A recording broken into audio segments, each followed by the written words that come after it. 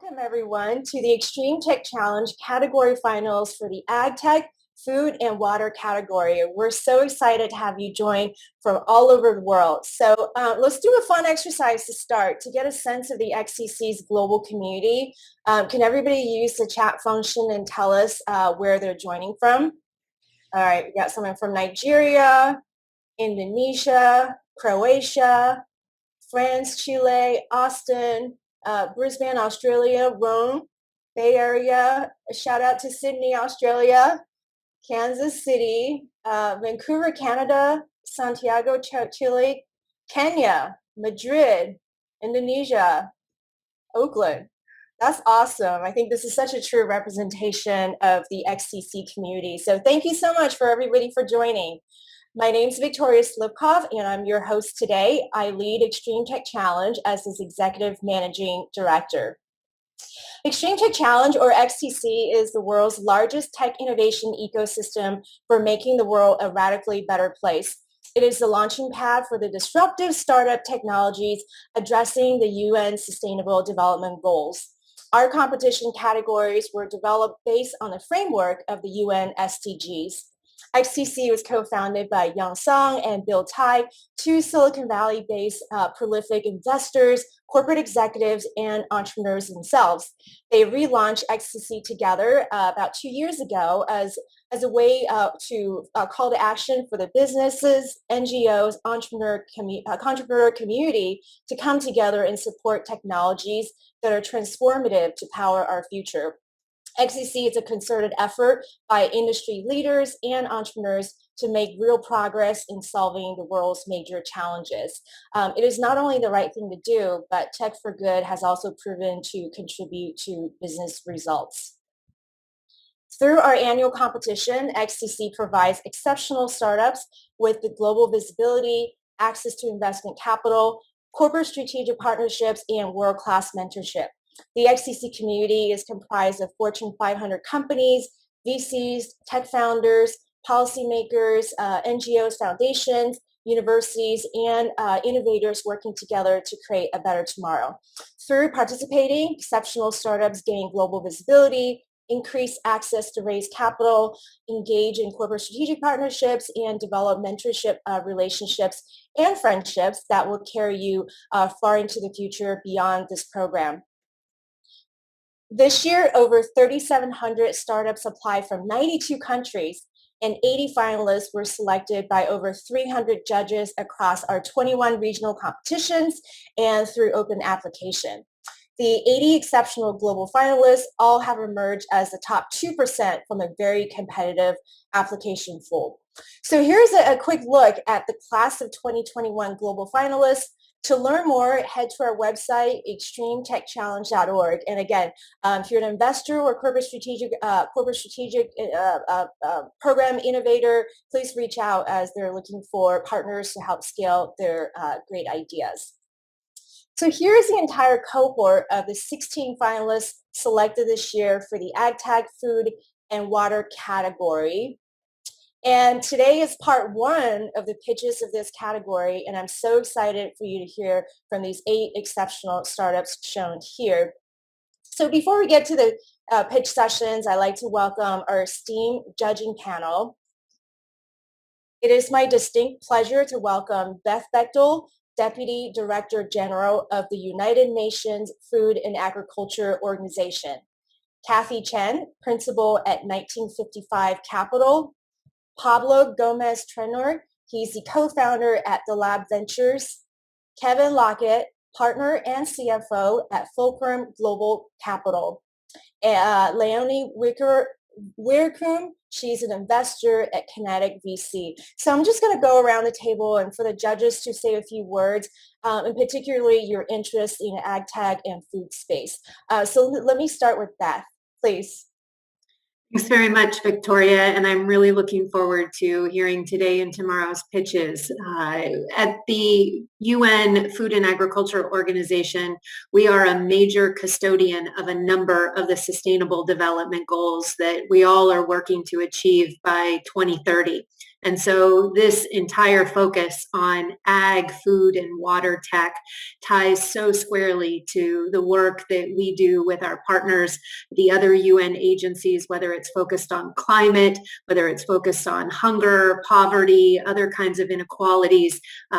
This is an opportunity for us to see, I think, the big ideas and the next generation solutions that hopefully get us back on track to achieving a number of those very important targets. Thanks for having us. Thank you, Beth. Next, Kathy, will you say a few words? Hey everyone, I'm from 1955 Capital, and we're an early stage venture capital firm that's really focused on sustainability and healthcare. We really believe that there are a lot of really great technologies and founders out there trying to do good for both our planetary and human health. And so very, very interested in the food and ag sector. We have made investments both on kind of the alternative protein, thinking about ways to relieve our footprint in terms of livestock and crop agriculture, as well as other kind of non-toxic applications for crops. And so very, very grateful to be a part of today's event, and looking forward to meeting all the companies. Great, thank you, Kathy. And Pablo, please. Pablo, are you on mute?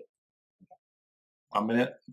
Hi, I'm Pablo. I'm a trainer. I come from a family with a long story of agricultural involvement, mainly in oranges during the last century. But nowadays we are very involved also in the management of Ebro Foods, which is the largest rice seller in the world and the second largest pasta seller in the world, as well as Coca-Cola Euro-Pacific partners, which you may all know. I'm very happy to be here. I'm familiar with the startup ecosystem because of my current job, so I hope to have fun and learn a lot of things from you guys. For sure. Thank you, Pablo. Kevin.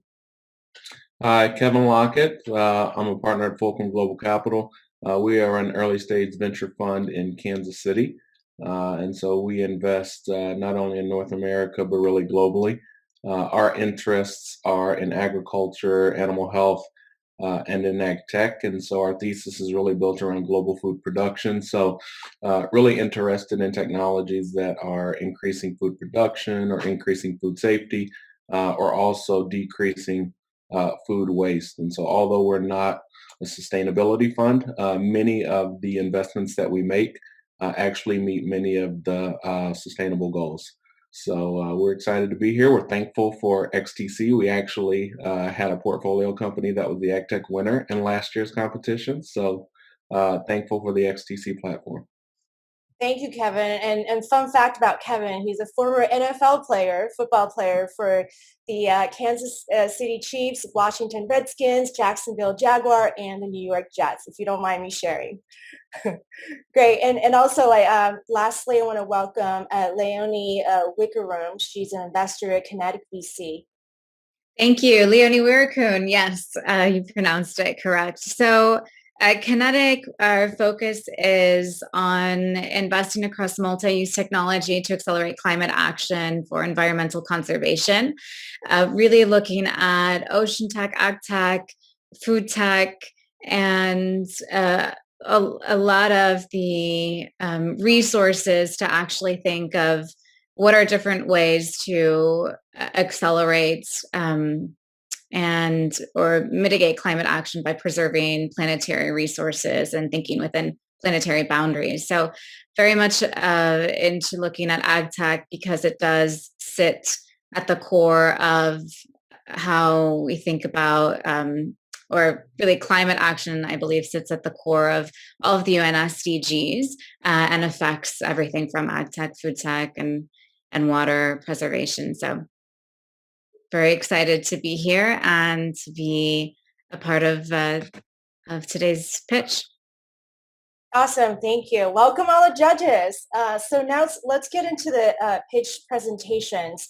Here's the order that we're going to go by today. And with that, I'd like to welcome Series Tag It is the world's first direct-to-satellite smart ear tag for livestock and data platform. Fantastic. Look, thank you, everyone. It may be the middle of the night here in Australia, but I'm not in my pajamas.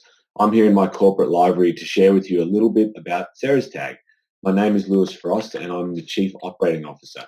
As Victoria mentioned, we've just produced the world's first and only direct-to-satellite smart ear tag for livestock, focused on animal health, welfare, provenance, and traceability.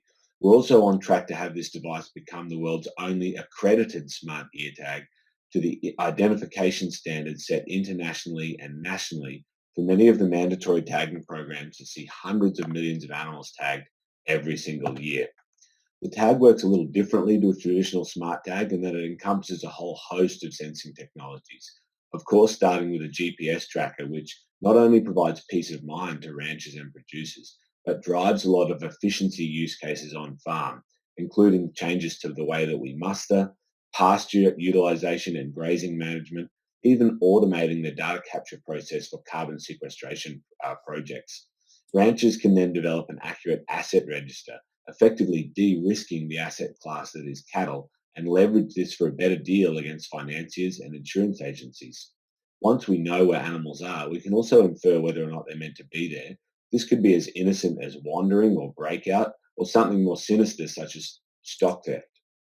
The tag also contains an advanced accelerometer, allowing us to continuously monitor animal behavior, changes in activity level, benchmarking the animal against itself and contemporaries, and when necessary, send an immediate distress alert to the owner.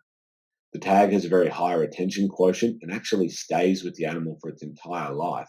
The data continues to build and grow as the animal moves along the supply chain. And thanks to the unique battery chemistry and solar panel, the tag will function maintenance-free for over 10 years. The tag also contains Bluetooth, allowing producers to reach out and upgrade the tag over the air as new algorithms, features, and functions become available over time. The market we're entering initially is the cattle market, that is beef and dairy cattle, with 1.2 billion head around globally. We're also continuing to work on miniaturizing the tag to make it suitable for 2.5 additional billion animals in the small ruminant category. So that's sheep and goats. And thanks to sort of overwhelming customer demand, we've already started working on a wildlife and a companion animal prototype. Some of the financial assumptions you see here, I'll just point out, relate only to the livestock platform and not some of those other new products I've referred to. The team is headed up by our co-founders, Melita and David Smith, along with our chairman, who bring a lot of international executive level experience to the leadership team. We do run a separate advisory board helping us on strategic matters in the areas of animal health, pharmaceuticals, data monetizations, quality and IT systems. I lead the quite compact management team directly myself, and we leverage the talent and expertise in partner organizations where we bring up to 150 contracted resources to bear on the project at any one time. What's next for us? Since winning Thrive Australia Challenge, we have launched an e-commerce platform, another world first. No other smart tag are providing their product in this way. So now anyone, anywhere, anytime can access the most scalable plug-and-play animal monitoring solution, providing the lowest entry point into precision livestock management. At CeresTag, we're helping producers and ranchers make better decisions faster. Thank you. Great. Thank you, Lewis, for your presentation. Now I'm going to turn it over to the judges for your questions. Anyone jumping in? I have a question, Lewis. So how are you measuring GHG emission reduction?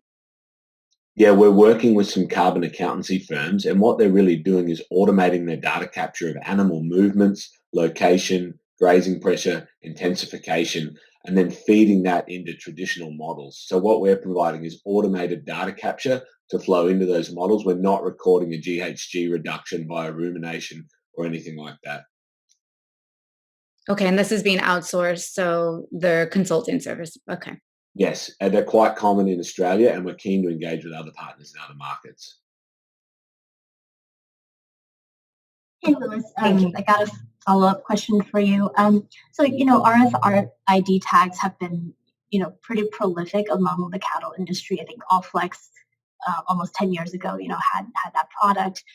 So can you talk a little bit about why customers want to do something with satellite? Is it kind of just a higher volume of data? And in particular, from the customer's perspective, what is the value that they're getting versus, upgrading to kind of, I imagine, to be a more expensive product, economically, what are they getting out of this? Yeah, so I used to work for Allflex, and one of the reasons I wanted to incorporate the RFID was really for backwards compatibility. So the tag is so different and has the potential to be so disruptive, but we don't just want to be disruptive for disruption's sake. As you said, most of the mandatory traceability programs around the world are based on RFID. So we wanted to make sure we could seamlessly fit into those programs rather than just rewrite them. Many people will simply purchase the tag without the RFID feature and use it as an advanced management tag, accessing just some of the use cases I covered earlier on. So for a lot of people, it's about operating efficiency, traceability, or even provenance.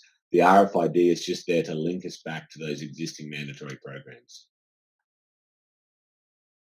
Hey, Lewis, this is Kevin. Could you maybe talk just briefly a little bit about the cost of a tag and sort of what the ROI is from, let's call it the end user side? And then I probably have a follow-up question for you as well. Certainly. So I'm not going to go right into it, but there's a really detailed document on our website that we had an external agency, PwC, independently do an audit on the ROI on the farm. So the ROI on the farms, I think, is really clear by what I covered off, and it is well and truly multiples of the cost of the tag. We don't sell the tags individually. We sell them in larger packages, so it becomes more economical as you're scaling up. But the cost of the tag, let's say for less than $2,500 US, someone could enter precision livestock monitoring tomorrow, tag a number of animals, and not have any infrastructure, which usually costs upwards of tens of thousands of dollars to set up on the farm. So there's an ROI there for the farmer and also for people in the ecosystem, like people marketing red meat overseas, feedlots, transport companies, anyone else who touches that animal throughout the supply chain. The value and ROI continues to flow on, even though the tag's only been bought once. Okay, and then quick follow-up. So if I'm at the beginning of sort of that supply chain and I'm the one that makes the investment on the tags and the equipment, as the animal moves throughout the supply chain, how am I sort of paid back? Does everyone throughout the supply chain have to be on Ceres tag in order to get access to the data? Is the additional cost just sort of, am I passing it through from sort of, let's call it cow calf to stocker to feedlot? Yeah, so in the US system, that's a really, really good example. We would see the animals coming out of, say, a cow calf operator to be sold at a premium if they're containing this device, because you're getting an animal with a precision management device already. And if you sign up, you don't pay an ongoing fee. You're able to access that data ongoing. And the animal comes with a pre-packaged load of provenance and welfare data. So you can already see how that animal's being managed through its life and the type of journey it's had before arriving at the backgrounder or before arriving at the feedlot. But as you hand that animal off to processors, you're again handing it off with a premium package of data, providing whole of life traceability and insight. Louis, this is Beth. You mentioned moving into some other species and into other spaces of livestock, or even you mentioned wildlife. Can you talk a little bit more about how far along you are in those developments? Yeah, certainly. So look, in the wildlife and conservancy space, we already have customers. We have people, the demand has been so strong there, they're using the livestock product to track bison, to look at reindeer, giraffes, rhinoceros, feral animals like pigs, cats, and dogs. So we really need to develop something that's tuned slightly differently for their needs to meet what they're really looking for. It's not really the livestock product. The companion animal product, we've already been investing time and money with external partner R&D organizations to really work up what that would be like, because it will sort of be a whole redesign from the ground up. It won't be the livestock product turned into a pet product. Work continues in that space, and we're sort of at the early prototype phase for companion animal. What are your plans regarding deployment globally? What are the next plans for next year, let's say? So right now we've actually got sales through our e-commerce platform, and that's into about 11 countries around the world. So we continue to drive that and push out into around the 60 countries we have license to operate in from a satellite perspective. And mostly the resources in country will be customer success orientated staff, and we'll continue to expand those out. But again, I didn't go into it in great detail in the presentation, but we have a lot of partner organizations in the software space. So we're able to really leverage this affiliate network to help promote the product, engage with customers, and make sure the data is getting through to all of the end users. Can I ask you what satellite network are you operating on? Yeah, it's no secret. We made an announcement on the New York Stock Exchange about our commercial partnership with a company called Global Star based out of Louisiana. And we access a constellation of 32 low Earth orbit satellites that they provide.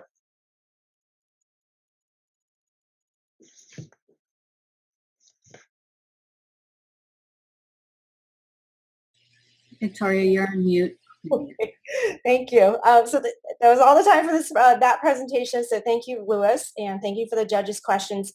Next, I'd like to welcome, Post-Harvest Learning, which is an AgTech company focusing on sustainable food practices. Please take the stage. There we go. Can you see that? Yes. Perfect. Thanks so much, guys. Yeah, so just like Lewis, I'm down under in Australia here in Sydney. So forgive me if I stutter or anything. We're up at 1:30, so lots of caffeine. Here we go. Cool. So hi, I'm Josh Stunted, co-founder and general manager of Post Harvest. Before telling you about what we do, let me highlight one of the biggest problems the world is currently facing. Did you know that up to 45% of all fresh produce is currently lost and wasted through the cool supply chain? This equates to 1.3 billion tons thrown into landfill every year and has a value of over $680 billion US. This is lost and wasted every year. Unfortunately, at that scale, the produce doesn't biodegrade. It increases greenhouse emissions by producing methane, which is 28 times more potent than carbon dioxide. This has a larger carbon impact than the entire airline industry. With a growing population and 8.9% of the world currently living in starvation, we have a massive problem on our hands. Our mission at Post Harvest is to impact climate change and world hunger by reducing fresh produce waste. Fortunately, we've been working on a solution to combat these alarming losses. But firstly, how does the cool supply chain work? Fresh produce, after being gathered from our farms, goes through the cool supply chain, where produce is stored year-round to meet consumer demands. In the case of apples, where the growing season is only 3 months of the year, these facilities need to be stored from 3 months all the way up to 24 months to meet these customer needs. It's in these 3 stages we're seeing a large amount of loss, largely due to over-ripening. At Post-Harvest, we've developed a world-first real-time sensor technology. It's able to detect trace amounts of ethylene in the parts per billion range. Ethylene is a naturally occurring plant hormone, which can be used to track the maturation or ripening cycle of fresh produce. Our product is unique in that it lives inside the cool room and it's a real-time sensor. This allows us to provide highly accurate and actionable data. Other current methods take samples from the cool room, which are sent to labs that use costly equipment, require specialist operators, and expensive consumables to function. An example of this is the current industry gold standard gas chromatography. GC machines cost up to $250,000 to own and require a scientist to operate. These other methods can take days, even weeks, to send results back to the operators. And unfortunately, we know from our research that heightened levels of ethylene cause damage to the produce within hours. So waiting for these results to come back render them ineffective. Using live data from the cool rooms, we're able to detect spikes in ethylene along with other gases and atmospheric conditions. We then use this information to create optimal environments for the produce and are also able to forecast best loadout times for retail and eventually customer consumption. Our software platform is what allows transparency and control to the cool room operators. By receiving the full array of information from the sensors, we are able to utilize machine learning and tailor the controlled atmosphere to the specific needs of the produce that's being stored within. We believe that through successful implementation of our technology, we'll be able to help reduce produce losses from 45% right down to 5%. Our team is made up of experts in the field with previous experience in commercializing products of this kind. We're currently finalizing our MVP and are a few months away from customer trials. Our 1-year plan is to see our product in 1,000 cool rooms around Australia, and our 2 to 5 year strategy is international market penetration, beginning in US and across Europe. Our business model is to provide real-time access to our software platform for $8 per cool room per day. Our top 10 clients here in Australia represent over 35,000 cool rooms and have sent their expressions of interest through to begin trials. In the US and Europe, we're in discussions with clients that have upwards of 100,000 cool rooms. We're really excited to see the future and impact of post-harvest is set to make in the cool storerooms and beyond. Thanks for your time, guys. Thank you, Josh, for your presentation. Great. Now turning over to the judges. May I jump in first? Go ahead. Yes. What kind of validation have you performed with your potential customers? Sorry, can you repeat that? Sorry. Yes. Have you done any validation of the idea with your potential customers? Yeah, so with our early stage benchtop units, we've conducted trials in several different cool storage facilities, largely in the Apple industry and also in some Kiwi storage facilities.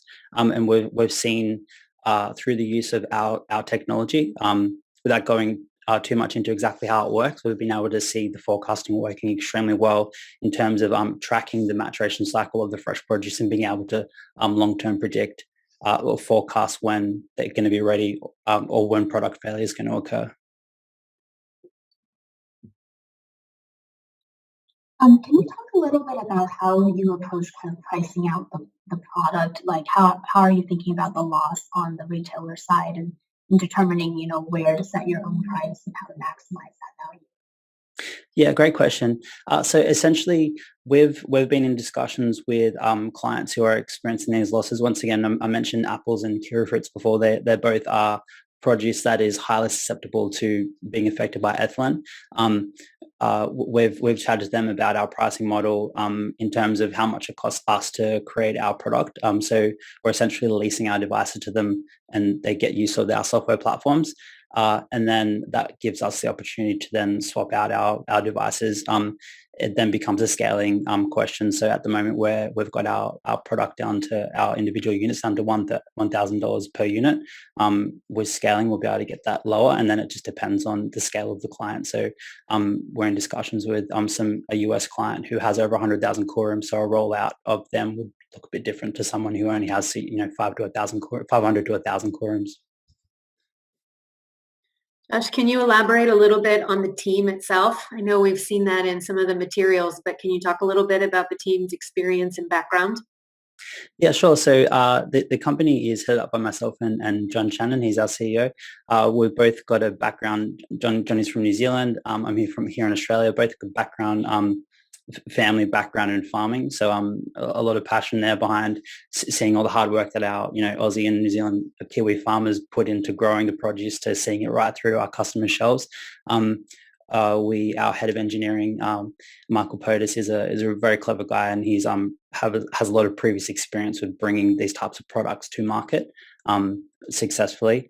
And then our IoT guys who are looking after our software platform, once again, years of experience in this bringing IoT platforms on a mass scale. So obviously, device load testing, being able to aggregate mass amounts of data all at once. So that's the core of our team. We've also obviously got our sales and marketing guys who are doing a great job with getting our name out there. Hey Josh, in your customer trials today, how granular has the data been in terms of what you've gotten back? So what I'm trying to figure out is it just information about everything that's stored in that one single cool room? Or are you able to get very granular where it's down to the exact crate that's going to, have a certain ripe time that needs to be sold or pushed out at that point in time? Yeah, great question, Kevin. So essentially how a lot of these facilities work is they'll already be broken down into smaller core rooms. So one facility might have anywhere from 5 to 10, 20 smaller rooms within them. Our our current product detects the quorum in general. We're working on another product that is on a crate level, like what you're sort of suggesting. What we're finding is at the moment, a lot of the losses happen because one particular batch in the room has an escalating effect on the rest of the produce. So dealing with the problem immediately is a very important thing. So that the spike in those levels will notify the operators in real time. If that makes sense. Sorry, I hope I answered that question correctly. I was trying to go quick because I saw Victoria jump back on. Kevin, did that answer your question? Yes, it did. Thank you. Okay, great. Thank you, Josh from Post-Harvest Learning. Great presentation. Next, I'd like to welcome Crust Group, who reincarnates surplus ingredients into unique beverages and other products. Please take the stage. Hi everybody, can you hear me? So we have a massive global food waste problem. Millions of kilograms and about 20 to 45% of food across food service, retail and hotel are wasted yearly. And in Singapore alone, 744 million kgs of food was wasted just in 2019. My name is Trevin Singh and I'm the founder and CEO of Crust Group. And this is where Crust Group comes in to solve the prevalence of food waste and provide value back to businesses in food waste and retail. So our mission at Crust is to empower businesses in food waste and retail to upcycle their food waste and loss into higher value products. And then thereafter, reducing global food loss by 1% by 2030. Based on our belief in a more circular economy, we are a food waste R&D platform that valorizes surplus ingredients into unique beverages for our food waste, food service and retail partner. So we have two brands. Surplus ingredients like bread and fruit peel and just other types of ingredients as well are reincarnated into products via our two brands, Crust, our line of sustainable beer made from surplus ingredients, and Crop, our line of functional non-alcohol beverages made from fruit, waste, and loss. So at Crust, we pride ourselves on being able to valorize a range of food waste and loss for our partners. So far, we have upcycled all kinds of bread, grains like rice, quinoa, and oats, spent and still coffee grounds, surplus fruits and vegetables, and others such as seeds and husk and cacao and tea leaves as well. So what we do is we use fermentation and extraction process that brings out the functional benefits and flavor of each surplus ingredients. So our differentiation lies in using fermentation and extraction techniques to valorize a range of food waste. We will scale by being a plug-and-play upcycling platform for food service and retail business, who are actually experiencing high barriers to producing a branded product made from surplus ingredients. We do this with the ability to conduct R&D and go to market fast. So in terms of our major customers, this is mainly just for Singapore. We are currently working with retail and F&B partners such as RedMart, Tiong Bahru Bakery, Good Food People, By Seller Stop, Better Barista, and more. We are also working with Alba Group, bringing them in as our logistics partner to streamline the business waste management, while also using them as our food loss provider to develop Crop. At the same time, also use RedMart, who is an online grocery platform in Singapore, as our food loss provider. So we operate within the intersection of upcycled products and the beverage market. So market size for upcycled products is massive at a size of 47 billion with a CAGR of 5%. While the combined size of beverage market in Singapore and Japan, where we operate, was projected at 178 billion this year. And we're also capturing the value of a combined $102 billion in food waste and loss across Singapore and Japan. So we have three business models. So the Crust standalone and the white label model are not different to any other beverage companies in the world, but our Crust Sustainable Unique Label, the SUL model, which we call it, whereby we actually work with businesses to co-develop unique beverage using their own food waste and loss, helping them save cost and gain additional revenue. Zooming in on the SUL model, right, for each 1 to 2 year contract, we charge a setup fee, an R&D fee, and also a set MOQ price per bottle. So this model allows us to achieve up to a 60% margin per bottle. And our traction at a glance, we have grown our revenue 4 times month-on-month since November 2020. What is noteworthy though is that our average contract value has risen by more than 300%, and we have been able to shift our model and now charge a higher MOQ with a higher price as well per bottle. showing the value of our brand and R&D capabilities we bring to our clients. So at Crust Group, we have big plans to expand to new market. We have already launched Crust Japan earlier this year, and are working closely with partners to launch in other markets in Asia too. So the Crust Group core team has a vast range of experience and background. We do have one thing in common, is that we are all extremely passionate about creating a more circular economy. We are currently raising a seed round right now, and the funds will be used to expand our team, increase R&D capability, and accelerate our growth in new markets. So we welcome you to join us on our mission to reduce global food loss by 1% by 2030. Thank you, and happy to take any questions. Thank you, Travin. Thanks for your presentation. Over to you, judges. This is Leonie with Kinetic.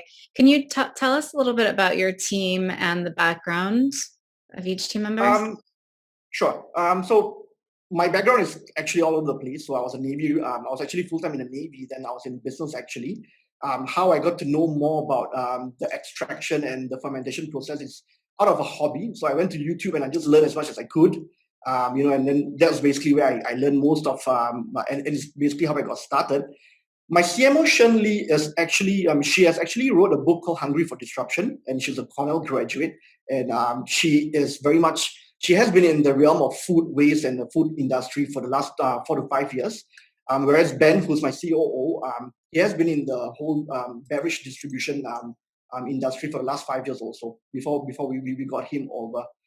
Aside from that, we do have advisors within the company who are from, I'm not sure if you guys know Marina Bay Sands in Singapore. So one of the largest hotel in Singapore. So we have a couple of directors from the hotel, within the hotel line within as our advisor. We also have an ex-vice president of procurement for Coca-Cola and Ferrero to help us concentrate more on the supply chain side as our advisor as well, just to name a few. Thank you. And I have a question on just understanding your supply chain a little bit more. Like, how do you go about sourcing the different types of food waste that you use as inputs? And then just from a reliability, consistency point of view, how do you make sure that you can have that going into the final product? And does that require you to have seasonal products or products that are dependent on what you can source? Yeah, so we use a lot of food that are unused and unsold. We do not touch the ones that have already been used, right? And we also always understand and study each market that we enter, its regulations and rules revolving around food waste, for example. So in Singapore, our accumulation process is only 7 days and nothing more than 7 days, right? So from production date all the way until the time we brew or use the product, right, it's a maximum of 7 days. But because there's so much food waste in the world, right, we always manage to collect it within the first couple of days actually. And we will, so everything that we touch and we actually use is consumed by date. Yeah, so that's pretty much what we do. Having said that, we also do work with Singapore Food Association, also with Enterprise Singapore and a lot of the government entities within each market, even in Japan, where we've already had conversations with the Ministry of Trade and also the Ministry of Sustainability, just to understand the food waste policies, right? So that we can either come in and assist, or we can come in and help with regards to the policy building. So then you mentioned some different customers like Dole and Kellogg's, and you said Marina Bay Sands, the hotel. Can you give us a sense, maybe a better sense of like what's the scale of commercialization? Like not necessarily exactly how much you've sold, but I'd like to get a sense of how much of your product is out in the market. So in Singapore, it's still a fairly small market. It's also a very expensive market. So in terms of scaling right now, the best possible answer I could give you right now is that in the last 1 month, after a year and a half of understanding the market, we have brought our cost price down by 25%. And we have only achieved by doing so by reaching a certain scale. So we do brew around 7,500 liters in Singapore. And for a very small market, in Japan, we are projected to brew maybe anywhere between 3 to 4 times more than that. So that's that. I think that should give you a better understanding. So it's around 7,500 liters in Singapore. Got it. Thank you.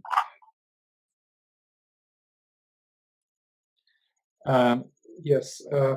Have you made a public tasting event, or to check the customer reaction, both to taste and to the origin of the beverage? Yes, we actually do. We do that on a constant basis. Within the company, we have a very marketing and branding aspect to it as well, because ideally what we want to do and what we want to achieve is make food waste a lot more fun. So we have done a lot of virtual beer tasting where we get a lot of different people on board, and then we also go through a taste profile with them. And yeah, so far so good. Everybody loves the product. We have been improving on the product as well. Great. Maybe I'll just add on. Yeah, sorry. Oh no, go ahead, please. Yeah, so maybe I'll just add on to that question as well. So people do have this preconceived notion that surplus ingredients, right, might not be the best in terms of flavor profile. But there are plenty of surplus ingredients worldwide, right, that we could actually easily use as a substitute for raw materials, right? Because we don't just look at the whole branding aspect and the whole surplus ingredients and the whole upcycling aspect, right? If I could use enough surplus ingredients as a replacement for my raw materials, I will also be a lot less dependent on trade, for example, right? Because a lot of food waste also comes from trade. So that's another aspect of the supply chain that we're also focusing on, and it's not just the upcycle side. And how may I make? Of course, yeah, please do. Mm-hmm. Yeah. How do you assure the consistency of your raw materials? Because you don't want to get a different beverage every week, right? Correct. So we always work with, like the type of bread that we work with, white bread, we have done enough testing to know that different types of white bread actually give off more or less the same flavor profile.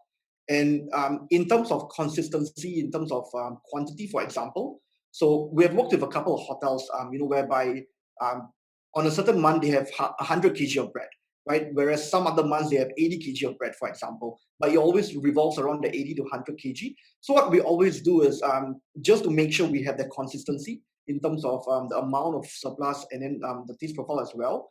We always take 80% of food waste for the time being, just so that in the future, right, if they ever have something lesser, we don't have to worry.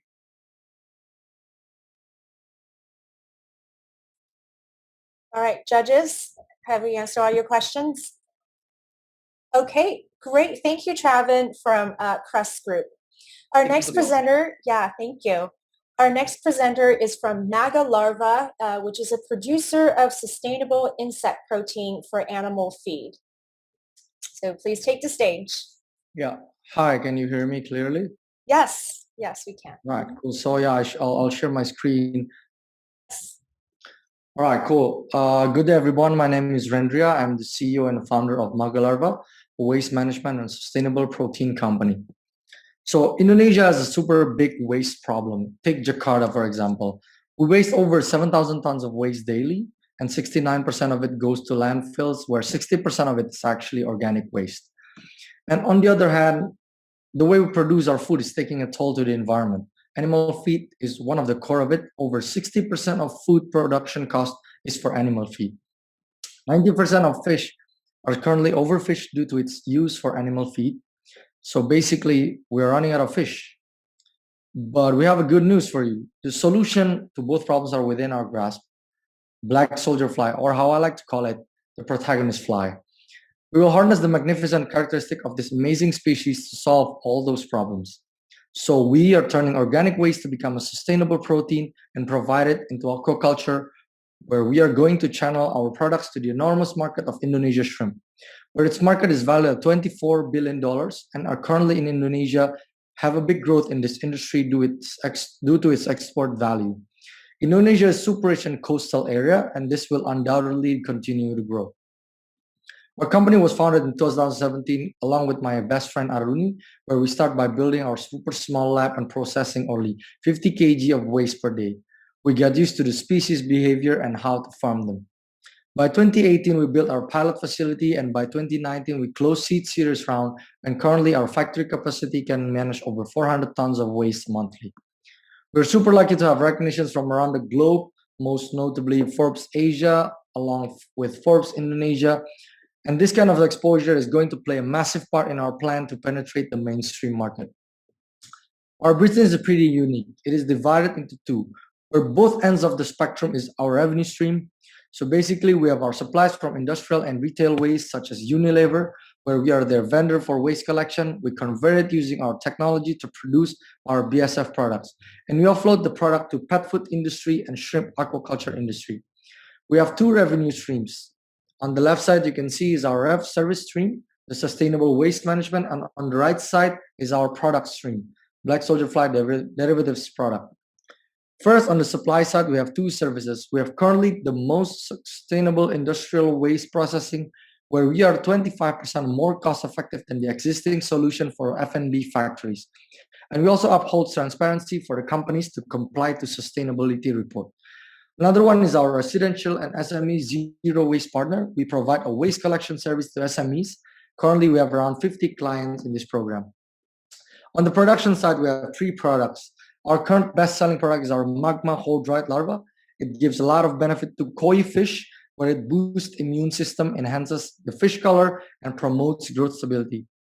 Next is our pure protein. This product can be used for our animal feed needs. In fact, we're using this very product to produce our third product, which is the Magma shrimp feed. This is our most important product. Shrimp farms in Indonesia haven't reached its full potential, far from it. In fact, Indonesia common farming practices only performs at around 60% of its real potential. BSF has a lot of nutrition to help this. Our Magma shrimp feed can improve feed conversion ratio by 40%, overall yield by 30%, and most importantly, it is the only sustainable shrimp feed in Indonesia. The most important thing in this industry eventually is price. A reduction of price point will unlock bigger market again and again, from the niche market of pet food all the way to the shrimp aquaculture and poultry industry. Since 2018, we have decreased our COGS by 80%. It will continue to go down. It will unlock new market and it will help multiply the revenue immensely. The past 2 years, we have managed to multiply it by 5 times. By contributing to us, you will directly play a hand in saving more than 2 billion of fish and upcycle more than 180,000 tons of organic waste by 2024.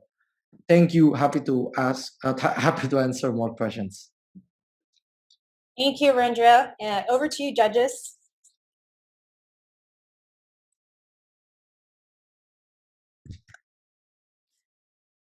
Did you say the black soldier fly is native to Indonesia? No, it's not. So I personally think no. I think there's a lot of researchers around the world that is always been here in the tropical and subtropical countries. But I think it was first being named black soldier fly or Hermetia illucensis was founded in America.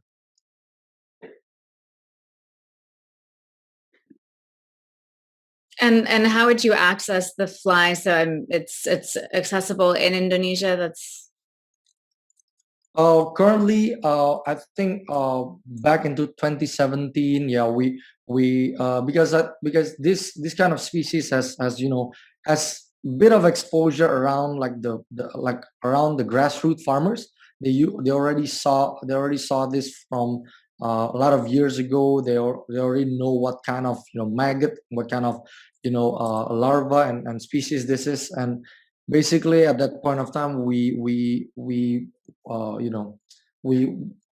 a way we fish, and we also procure it from the local grassroots farmers.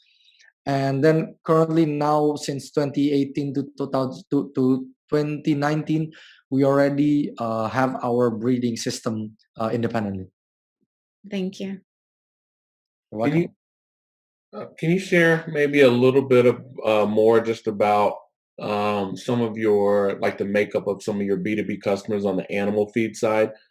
Interested in their thoughts so far on sort of the nutrient profile of the animal feed when they add in your ingredients, and then have you done any testing to support third-party testing to support some of the feed conversion ratio information you provided? Yeah, absolutely. So we had because I think we're not going to shy away, or we're not going to go away from the researches that have been going on all these years around the world, and there's a lot of positive results around there. But I think in terms of our trials that we have done independently, we're already doing it with the layered chicken, and it's already giving us a lot of benefits. That being said, a lot of benefits around the production of the eggs are higher and stuff like that. And in terms of the shrimp, which is practically our most important product, we're currently doing an ongoing trial with a few shrimp farmer companies that's actually showing a little bit of good results initially. But I think it's just pretty early on the stage. But again, we're not going to shy away from the researchers all over the world as well, that we can actually use that as a foundation to use it for our own trials. Beyond Indonesia, as this begins to scale, what are the next 2 to 3 significant market opportunities that you see for the company? I think the currently now our best-selling product and our most our biggest sales is towards the exotic fishes here in Indonesia, surprisingly. But our maybe for the next 2 to 3 years, we were gonna be laser focused on penetrating the shrimp aquaculture industry, because I think there's a lot of things that was considered. Why do we want to approach that? Due to things such as the independency of the cultural and the behavior of the farmers here in Indonesia.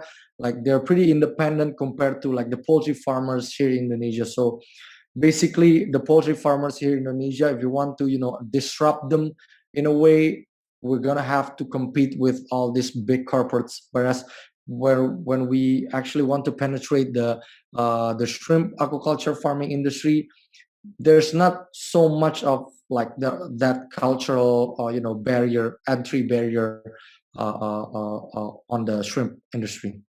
So shrimp is my answer to the biggest market availability and feasibility.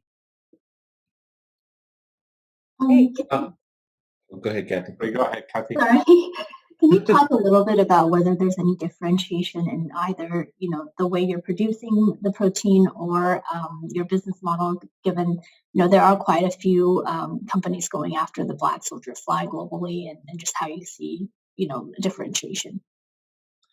Yeah, of course. Yeah. Now, currently, we're pretty proud. I'm pretty proud to say that here in Indonesia, we're definitely the most sophisticated one, and one of the biggest ones as well. And I think the differentiation from us compared to the other competitors are we're pretty bold, we're pretty brave to use waste as one of the as the core feed for the larva, for the black soldier fly larva, because I think there's a lot of companies that's not brave enough to actually do it with the waste, and we already have a system, a technology that actually leverage the waste towards becoming the feed for the larva. And I think our business model of actually having two revenue streams from each side of the spectrum can actually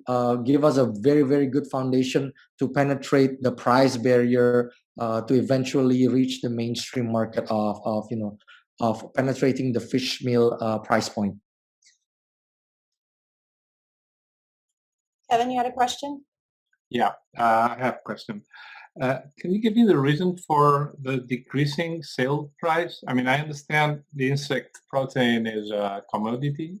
Is it being brought down by the market, or was it a decision, a corporate decision?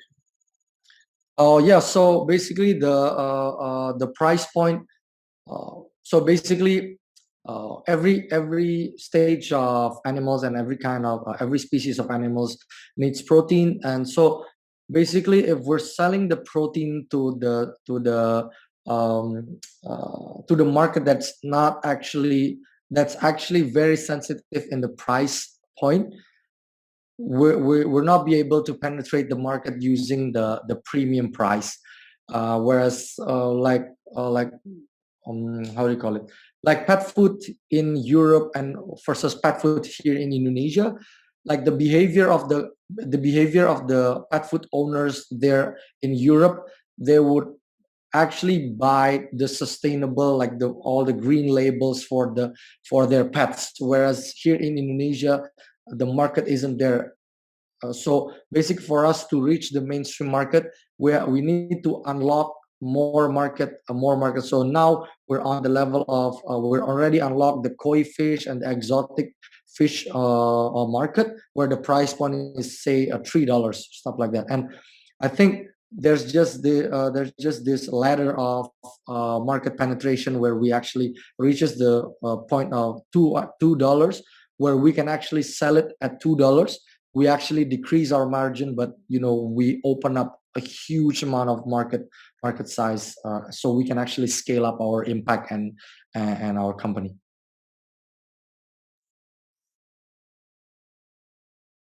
Great. Thank you, judges, for your questions, and Rendria for your presentation from Magularva. Starting the next half of the pitches, let's welcome Lentera, who provides end-to-end solutions that integrates farm inputs, provides digital advisory services, as well as being a digital marketplace for farmers to sell their commodities. Welcome, Moses. Great to meet you. I think start by saying that climate change is one of the biggest challenges farmers are facing, not only in Africa, but across the world. And together with that, a myriad of challenges when you think about farming in Africa specifically. So we're looking at access to markets, access to quality inputs, affordable extension, and affordable irrigation facilities. So at Lentera, we provide end-to-end solutions for farmers that enables them adapt to climate change, increase their yield and income. We operate what we call an agribusiness hub that provides the following services, including the precision agriculture, climate smart inputs to make sure we get to them best-in-class organic fertilizers, the stimulants, and also market linkages where we purchase selected commodities from farmers and provide onward linkage to retail and other institutional buyers using our demo farm.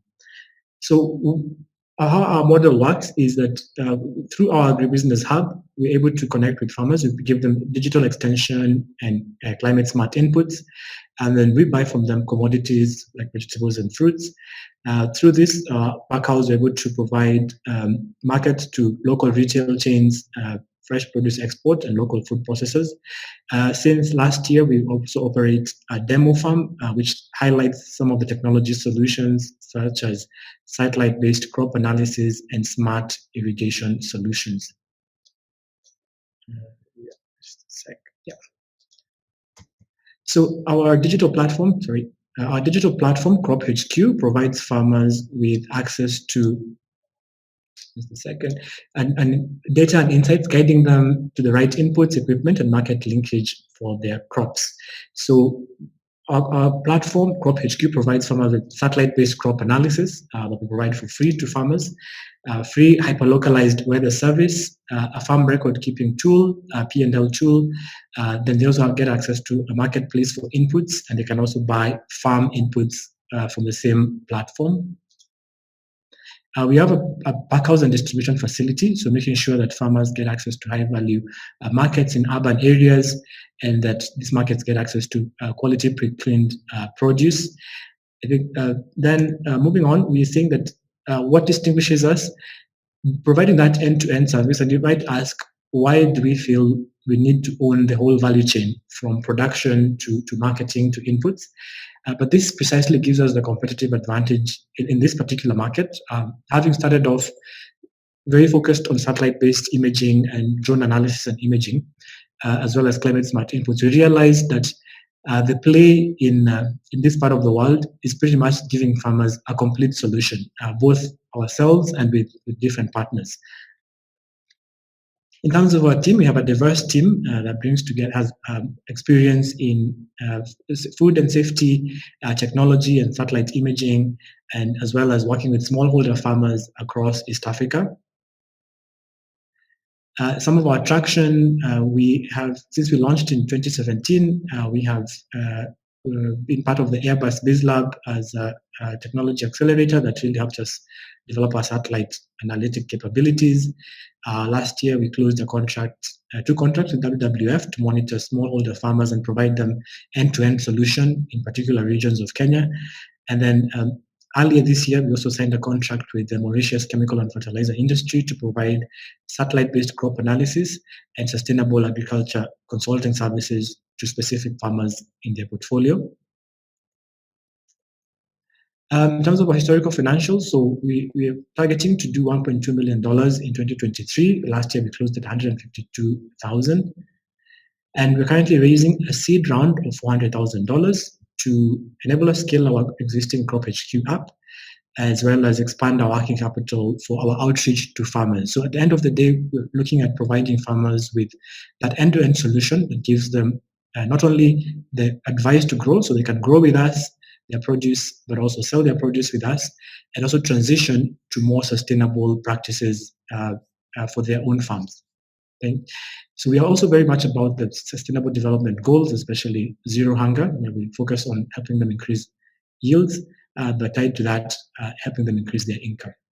So thank you so much. I look forward to your questions and look forward to engage with you and for you to be part of our story. Thank you. Thank you so much, Moses, for your presentation. Turning it over to the judges. Moses, can you talk to us a little bit about some of the productivity gains that some of the farmers are seeing, or at least some of the feedback or reception that you're getting from the farmers, especially the smallholder farmers who are using the services? Yeah, sure. So using our Crop HQ digital services and from carrying out soil analysis to organic fertilizer recommendation and site-specific recommendation, we've seen as much as 40 to 50% increment in yield. And then this has been primarily due to better soil conservation techniques, more specialized and customized crop nutrition requirements, as well as giving farmers a growing program that helps them match the suitability of their land to specific crops.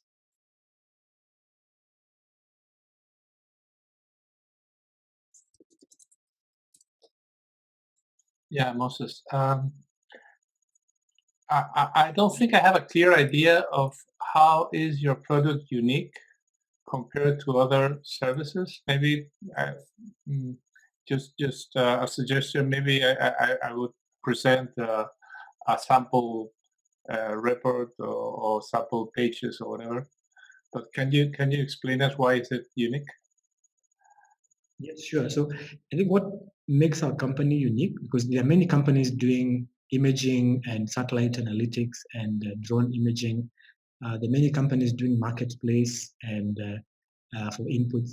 So what makes us unique is we are an integrator of both the digital advisory services. So our satellite-based crop analytic product has won a lot of accolades and awards for recognized actually in 2019 as the most innovative AgTech solution in Africa. So what we do is provide farmers with site-specific water and nutrient recommendations based on the satellite data, hyper-localized weather prediction service.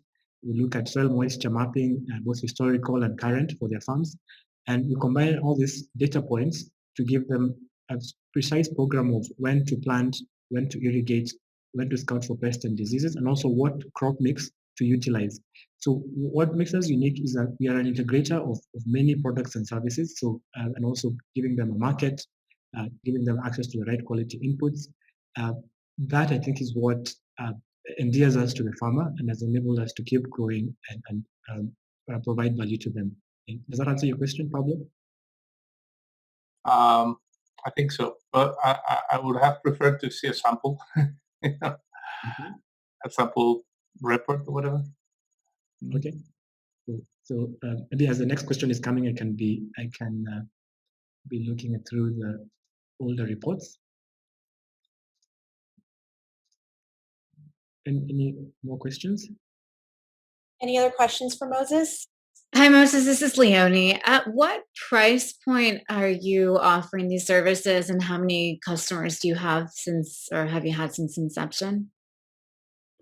Yeah, sure. So at the price point, varies depending on the products the customers are using. So for, as I mentioned, so a lot of the analytical products are free for smallholder farmers. How we monetize is when they purchase inputs or buy or sell their fresh produce commodities through our platform, but we provide access to free weather analytic capabilities, satellite-based crop analysis for the smallholder farmers. For farm sizes above 10 hectares, we charge a fee, a $40 per hectare fee for more specialized analytical work like yield prediction, yield analytics, as well as soil moisture, detailed soil moisture mapping.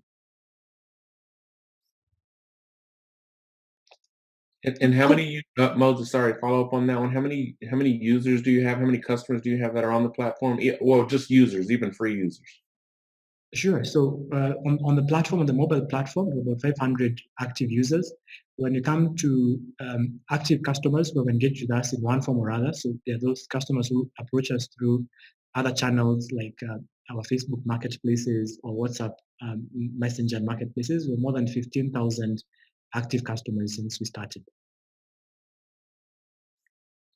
Hi, Moses. How do you think about kind of your expansion plans? What customer segments do you guys want to focus on? Geographically, are you thinking about staying in Africa, or is there an opportunity to go beyond the continent? Absolutely. So one of the beauties with especially the analytical work we're doing with the satellite-based crop analysis is that we can work for customers anywhere across the world. So we have actually done an analysis last year for an olive farm in California. We have done some work we've received some inquiries from Brazil and Colombia for the satellite-based crop analytical work that we're doing. And we find that there's a big opportunity to scale that up globally, especially in the tech service. As we continue with our market linkages and providing farmers with high access to high value crops, we are also working to on specific value chains to enable them increase their income through high value export crops we've exported within Africa that are unique to this part of the world, and that requires a lot of linkages between different parts of the world and possibly collaborating with not only us but even other companies in Europe and in the US. Okay, any other questions for Moses? Great, thank you for your presentation, Moses from Lantera, Africa. Thank you. Thank you. So next, please take the stage Agrivi, a global farm management software company.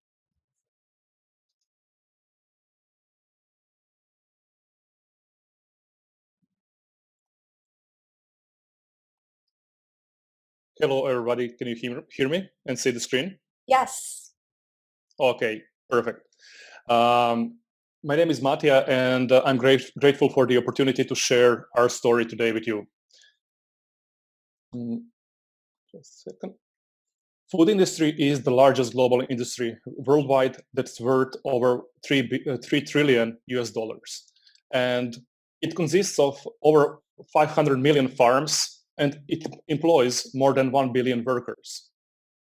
Yet, on the other side, food system is broken in multiple dimensions. We still didn't solve hunger, soil erosion, impact on climate, food waste, foodborne diseases, and especially farmer livelihoods. For me, food is a purpose. So my background comes from IT. I spent over 10 years in IT industry, and after reaching to C-level positions, I switched actually to farming and started my own blueberry farm. And very fast I identified how many challenges farmers faced. And this inspired me to found Agrivi with vision to change the way food is produced, positively impacting over 1 billion people. Today, Agrivi is a team of 45 purpose-driven experts in a mission to digitalize the agri-food value chain.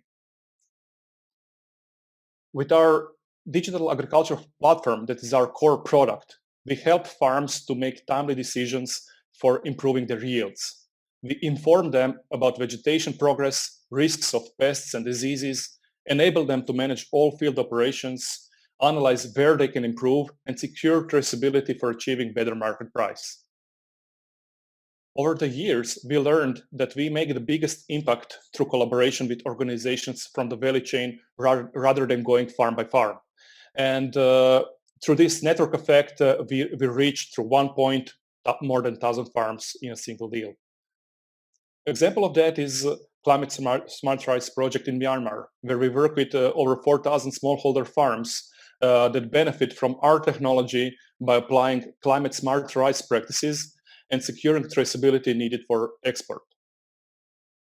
The other example is a project in Europe where we work with one of the biggest global brands in sweet corn that you can find in supermarkets, and they have very strong challenges in managing the food waste and food safety.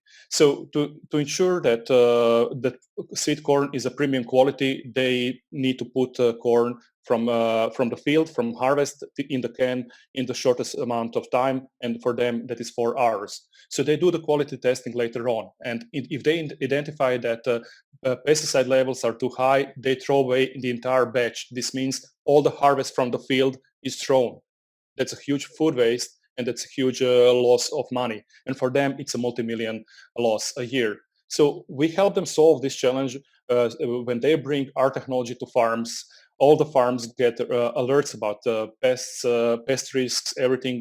They trace when the spraying is done. And based on our knowledge base behind the product, we are able to provide dashboard to the company where they see, okay, green fields that are highlighted green today are safe to harvest, and fields that are highlighted red will be safe to harvest in 2, 3, 4 days. So with technology and AI-driven insights, we help companies to reduce waste and save money. Today, our global customer portfolio is global, and we are happy to work with companies like Nestle, Driscoll's, Ministries of Agriculture, and many more.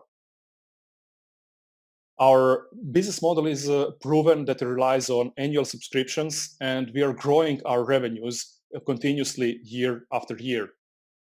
Quality of our product and our market presence has been recognized by 94 industry reports that position us among top 3 global players in the industry. We are trusted by investors, and we are backed by investors like European Investment Fund, that is largest European investor. With our work, we impact 12 out of 17 sustainable development goals, and our impact analysis shows that we reach over 50 million people with our work. Our vision is to change the way food is produced, positively impacting over 1 billion people, and we are working hard to get there soon. Thank you for your attention. Great. Thank you, Mattia. Turning it over to the judges.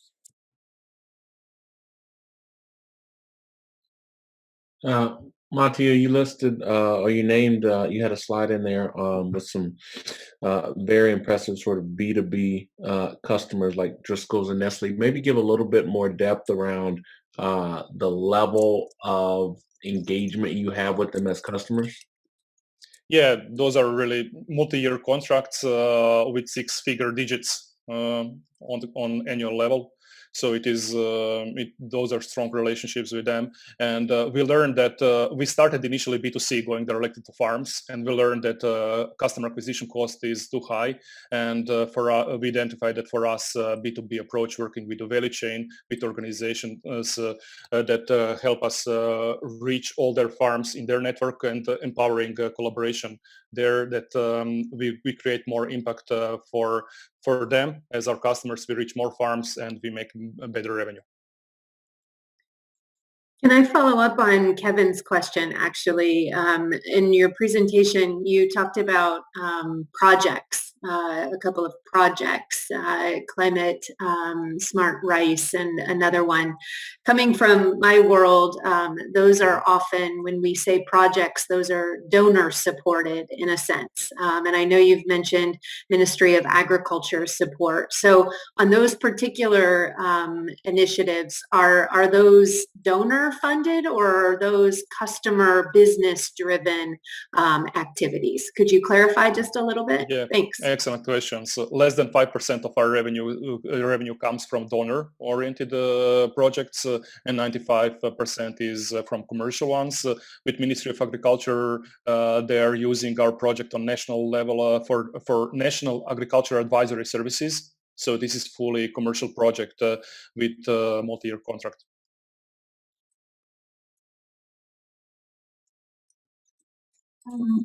Can you talk a little bit about how you see kind of differentiation in this market, given there are, plenty of players offering similar services, and in particular, as you think about building, the product pipeline for the future, what are kind of the R&D projects or the additional functionalities or capabilities you're trying to build that gives you kind of, more defensibility and more attractiveness to the customers? Yeah, what is very important then when you take a look at the competitive landscape. Currently, you can find that over 90% of companies are single country companies, only focus in a single market without international presence, and mainly focusing on grain segment, primarily precision agriculture, not covering the entire process.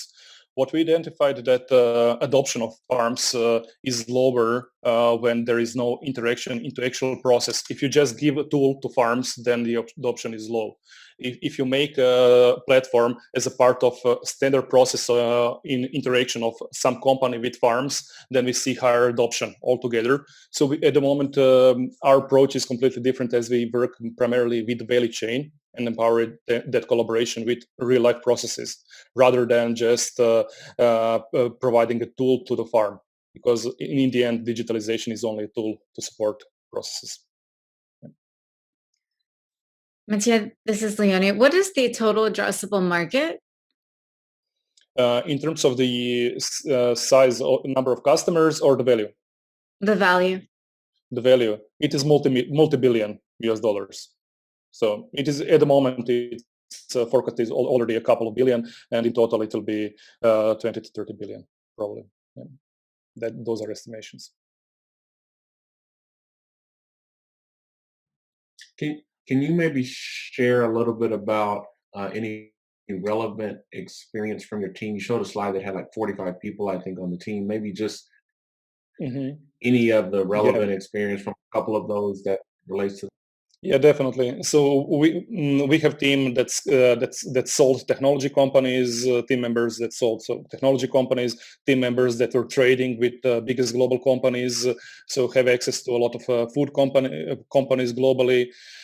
Team members that scaled companies in terms of the presence to worldwide companies. So altogether, we have quite a mature team. When we switched to B2B model, we needed to raise the seniority level quite a lot within the team and bring more senior people.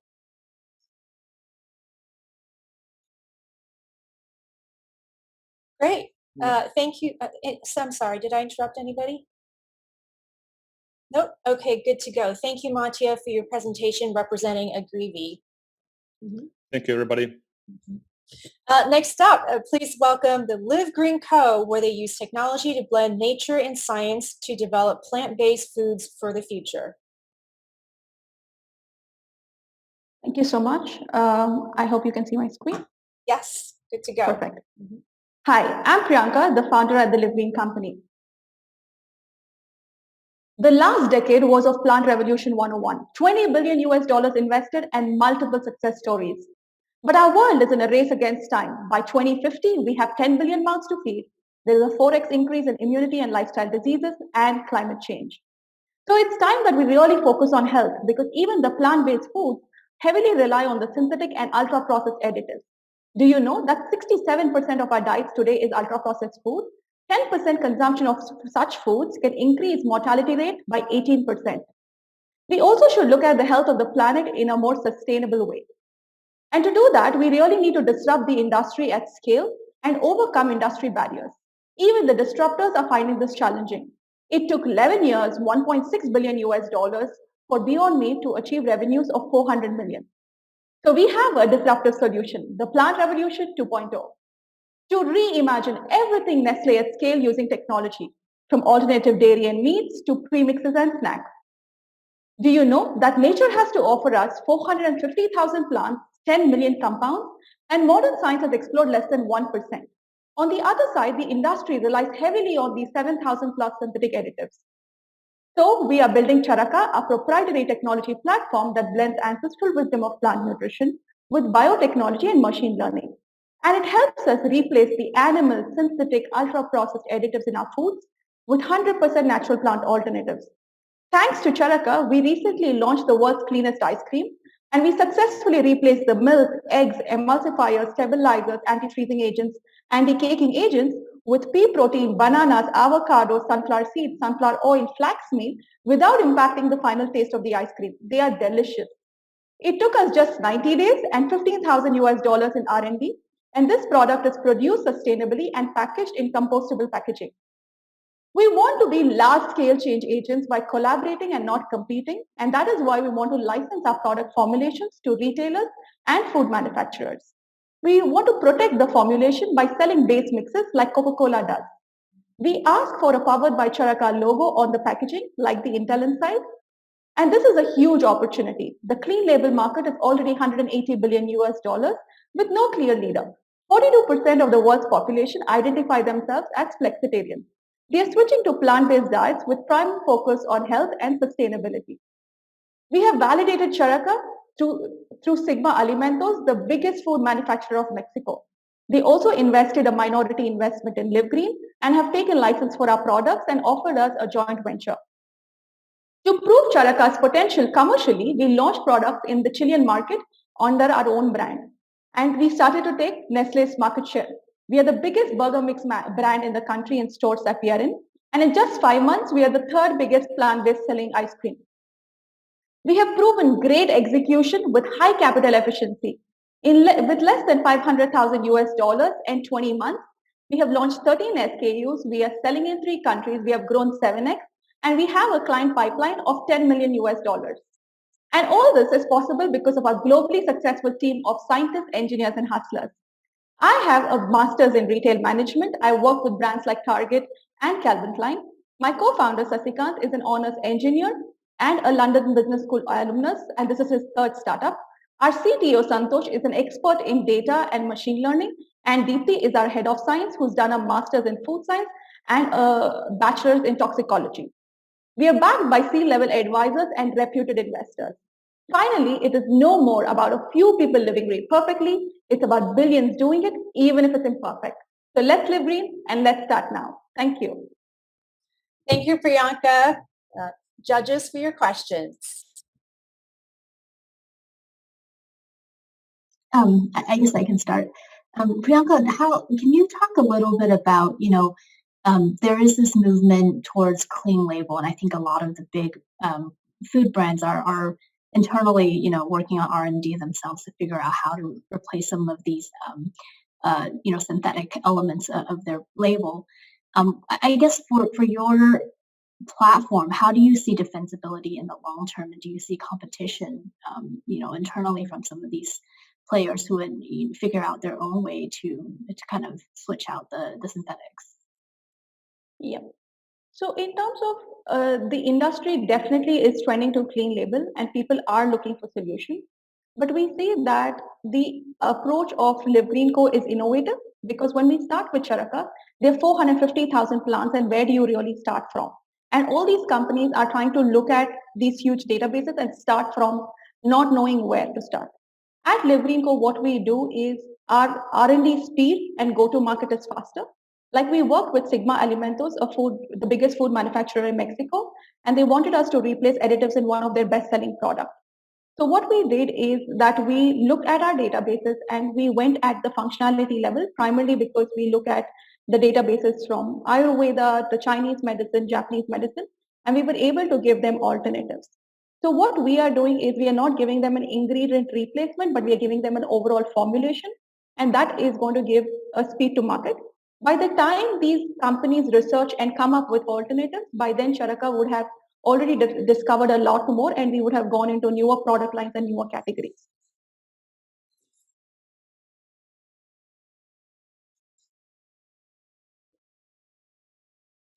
So maybe I want to make sure I understand it. So with the companies that you're going to license to, like the example you gave, you're almost going to be like a faster, cheaper back-end sort of R&D group and using sort of the AI and all of that to identify the formulations for them. Is that accurate? Yeah. So And then- what we would, for example, I can give you an example. So if we have launched the world's cleanest ice cream in Chile with none of these stabilizers and additives in it, and if we have to take it, say, to the Mexican or the US market, we work with, say, Target Corporation or HEB, and we give them a innovative product pipeline very, very quick in response to market. And what we do is, like an R&D lab, we don't charge them a fixed fee, but we do a licensing where we start making revenue for every unit that's sold. And that is the differentiation in pricing. And as you move forward with those two sort of examples that you have today, the license side and then also where you rolled out your own product, what do you anticipate to be the major sort of revenue driver, if you will, for the business as you continue to scale? As we continue to scale, we see that we will go the B2B licensing way. We have launched our product lines in Chile just as proof of concept that the technology works, it has commercial potential. But we know that if you have to go global and go fast, to overcome statutory regulations, to overcome market barriers, and to overcome scale of production, we prefer going through the licensing route and thereby creating a larger impact in multiple geographies simultaneously with the biggest players there.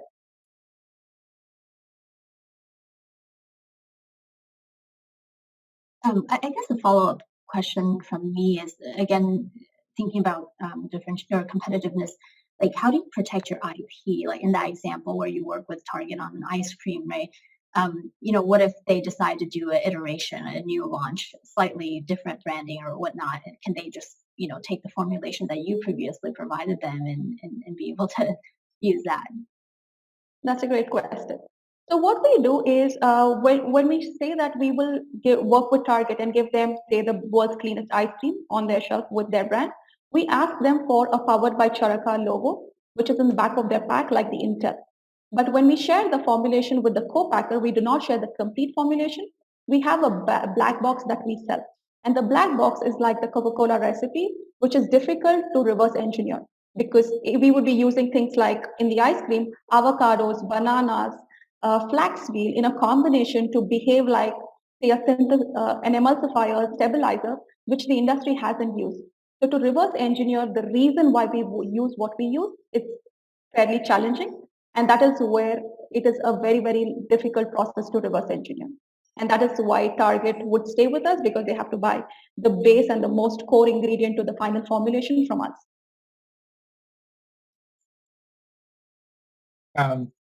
How willing do you think the big players in food industry be willing to share this, well, not IP, but the revenue from each product? Right. So in terms of the big players, Pablo, I think that's a great question. At this point of time, we were having conversations with Givaudan, where the current approach that we have of licensing and making revenue by product will work well for small and medium. But if we have to start working with the Kellogg's or the Unilevers or the Nestle's, they would want complete control on IP. And that is an iterative process that we are currently looking at. How do we work around when we work with really, really large players?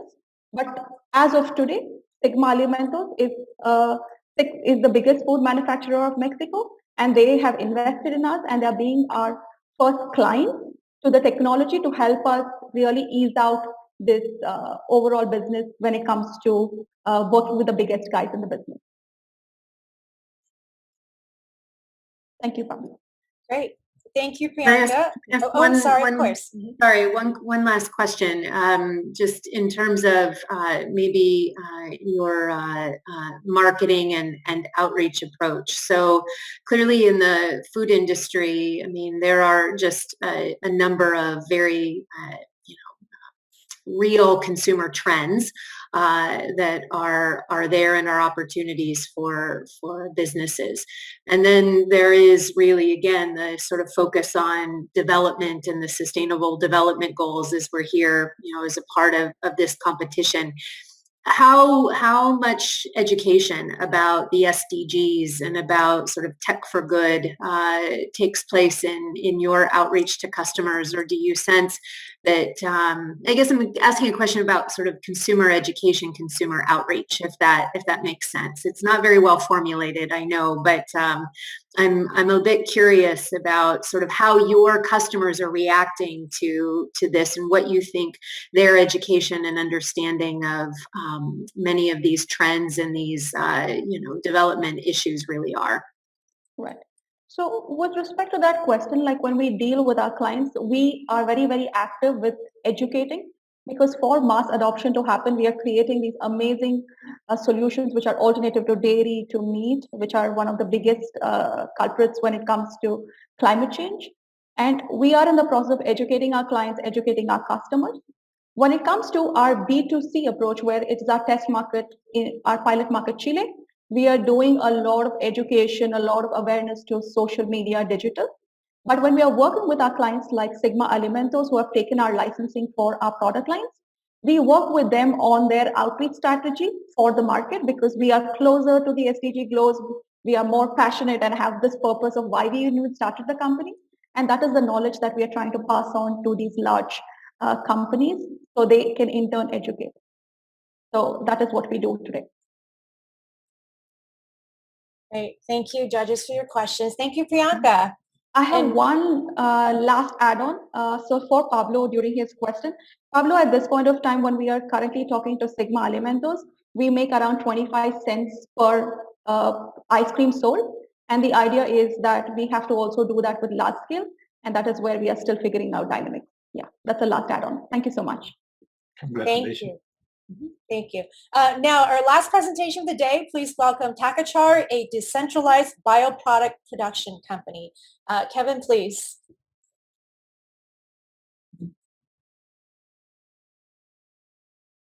Yeah. Yes. So good morning or afternoon or evening, everyone. My name is Kevin and I represent TechCrunch. Today I'm going to tell you a story of how we turn trash into cash. So about 4 billion tons per year of crop and forest residues are being burned in the open air in many areas by smallholder farmers. Not only is this a significant economic waste, but it also creates significant pollution and smog, and in some cases also catastrophic wildfires.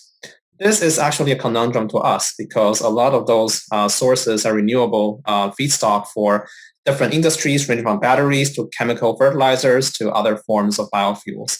So why aren't they being used as opposed to fossil-based sources? So it turns out that most existing conversion that enable this is very large-scale and centralized, which means that you have to collect a lot of the biomass from rural areas.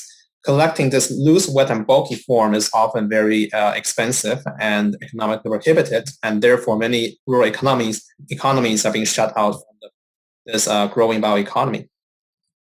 So we are developing small-scale, low-cost portable systems that can latch into the back of tractors and pickup trucks and deploy to rural, hard-to-access communities to locally upgrade and densify the residues on site into higher-value bioproducts.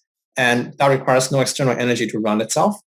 And this is something that we developed as my PhD work at MIT with 3 pending patents and 12 publications. And we've built various scale-up versions of the prototype. And right now we are ready for a field pilot. And the bigger vision for this is that our technology is able to take different forms of input biomass of different qualities, and knowing the output end market in the particular community, we are able to coordinate our fleet of reactors being deployed in the field in a remote, autonomous way to customize the output product in a way that can then meet the local needs of the local communities. And for that, we are licensing our hardware technology cheaply to forestry and agriculture OEMs for them to serve as a complementary product. And we are charging a per ton usage fee for the ongoing service and software that we provide. So for the first market, we are going to explore fertilizer as a case study. So let's meet Mr. Kibushi, who is a smallholder rice farmer. Because with limited income, he can often only afford the cheapest synthetic varieties that degrade and acidify his soil. And he's concerned that this is causing food insecurity. And globally, this is about a $30 billion per year market. After using our product, we have on average increased the yield by 27%. And this is also a furthermore customizable form of fertilizer that enables single farm targeting optimization. And let's see what.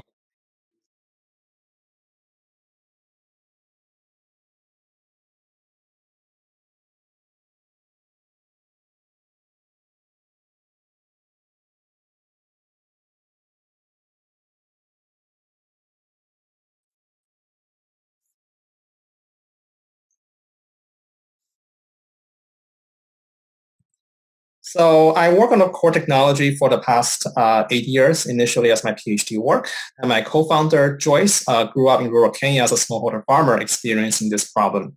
Samuel is agribusiness manager who co-founded with me a previous mosquito coil startup that sold more than 1 million of those products. And finally, Vidyut has prior experience running a biofuel startup. And we have the advisors as well as the industry. So far, we've built a financially profitable pilot with about 5,000 customers and created more than $500,000 in rural income.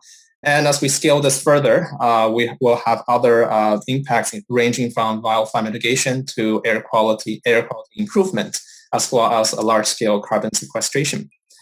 And so far, we've got built supporters ranging from the private industry to academic partners, foundation, as well as the government. And we hope that you'll join us in sharing our vision of turning trash into cash. Thank you. Thank you, Kevin, for your presentation. Over to you, judges. Yes, Kevin, can you tell us a little more about your team? Sure. So in terms of the team, I'm the CTO of the company. So essentially, I've worked on the core technology for the past 8 years as part of my PhD work and continue with, and also, I'm an inventor of a few patents on the same. And Joyce is working more on the operational side and marketing side. And she's originally from rural Kenya, so very, very much intimate knowledge with the local kind of farmers. And she's also the one who helps a lot with the recruiting of the local farmers. And Samuel is sort of our expertise around the scientific side, around agronomy and soil science, and is the one who develops the nutrient recipes and determines the application rate to actually make this work for different types of crop in different soil conditions and sort of the customizability aspect. And Vidyut is the CEO who sort of oversee the whole kind of operation as well as the fundraising. Can you talk a little bit about kind of your sales and distribution strategy? It sounds like you guys are working with smaller farmers, and are you going kind of door to door to sell to each farmer? Is there kind of a more capital efficient way for you guys to scale up this product? Yeah, so initially our pilot, we are only operating it, right? Which means initially we sold door to door to the farmers, which as you mentioned, as you rightly pointed out, is a very expensive way to do marketing. And as we scale, we are increasingly working with local agricultural input suppliers. So those are locally called agrovets who often already have that established relationship with the farmers, and then they carry our products for the farmers, right? So that's a more efficient way of doing distribution. And right now, as we are scaling these beyond one community, we are working with a handful of agricultural input-output companies. So these are the companies that actually work with the farmers and supply them with inputs, and then in turn buy the outputs from them. And for them, they actually have vested interest in increasing farmers' yields because it also increases their baseline. So for us, we think that partnering with those input-output companies, and since they already supply the fertilizers and working with them to produce these locally, is going to both save them costs as well as help farmers increase their livelihood. And I think in the long term, what we want to do is sort of this licensing of the hardware technology to large-scale agricultural OEMs, right? So people who make tractors and so like you think of Mahindra or John Deere, right? And then we eventually provide operators, like both entrepreneurs on the ground as well as those input-output companies with the software that can customize the fertilizer as well as the production of other types of bioproducts. So in some of the materials you submitted, there were references to opportunities for you with clients who would be in the gas and electric business or in water district support. And here we are talking about your opportunities in the fertilizer space for farmers and especially smallholder farmers. So can you kind of describe the vision for the entire customer base and sort of what the proportion could actually be for agriculture, or how you would prioritize them? Sure. And in the application material originally, I think we presented different other segments. And the reason for that is because our process is able to customize the output products either in terms of biofuels, fertilizers, chemicals. So these are some of the things in the past as R&D we have been testing in different segments and have different thoughts about how we might approach this. And biomass is very context dependent, so a lot of that depends on the local community and what makes sense to them in terms of localized product production and coordination. The one product we have had the most traction so far is the carbonated fertilizer that I just described so far, and that's the one that we are focusing on short term in terms of commercialization. But regardless of the end output product, I mean, those are customizable. I think the focus, the central goal of TechCrunch is the idea of crop residue utilization, right? And working with smallholder farmers and rural communities and helping them increase and gain additional value and market sort of access to market for the residues that they otherwise have to burn often after harvest in the open air. And so for us, that metric as well as the mission, I mean, that sort of remains a central part. And the actual output or the applications, it really depends on local market. And for that, right now, our first market is around fertilizer, since that's a self-consistent kind of a closed loop system for the agricultural community. Great. Thank you, Beth, for your question. And thank you, Kevin, for quickly improvising. Great to have you back. Yeah, thanks so much. Great, thank you. And that, if there are no more questions for Kevin, then that wraps up our presentation of the day. I want to give special thanks to our judges, Beth Bechtel, Kathy Chen, Pablo Gomez-Trenor, Kevin Lockett, and Leonie Weirkroon for your thoughtful questions. And congratulations to 8 global finalists for the AgTech and food category. It was really great to learn about these new technologies, and we're just really impressed by the great work that you're doing to create a better world. And as you heard today, these companies are looking to connect with investors and corporate partners to further scale their businesses. So if anybody on the call is interested, please reach out to me or directly to these founders. And to learn more about the startups presented today and for more finalists from the other competition categories, please head to go.philo.com/XTC and visit their virtual booth. And you can also vote for your favorite startup from the XTC 2021 Global Finalist Cohort. Just by going to our website, extremetechchallenge.org. The winner of the People's Choice Award, along with the category winners and special award winners, will win that coveted spot to pitch on the main stage at the finale event, the Extreme Tech Challenge 2021 Global Finals presented by TechCrunch, to be held virtually on July 22nd, where they'll be competing for the crown of overall winner of XTC 2021. And also, please join us again for the rest of the category finals series, continuing tomorrow to next Wednesday, June 30th. Tomorrow, we're going to have 3 concurrent sessions. The second part of this AgTech and food tech category, as well as we're going to be hosting our EdTech track, as well as the part 1 of the health tech track. So a lot going on. Make sure you mark your calendars, or you can watch the replay. And we're going to be announcing the category winners publicly together on June 1st. And then for everyone watching, you're all invited to attend the Extreme Tech Challenge 2021 Global Finals presented by TechCrunch on July 22nd at 9 a.m. Pacific time. It is open and free for the public to attend this virtual event. Join to watch all these winners pitch to a judging panel of world-renowned executives and investors, and also stay for the virtual networking with thousands of corporate executives, VCs, tech founders, policymakers, and domain experts. And this concludes the public pitch session of the Extreme Tech Challenge AgTech, food, and water category finals. Congratulations to all the startups pitching. You're already winners as you made it this far in the competition. So thanks for joining today, and we'll see you again tomorrow. Have a wonderful rest of your day.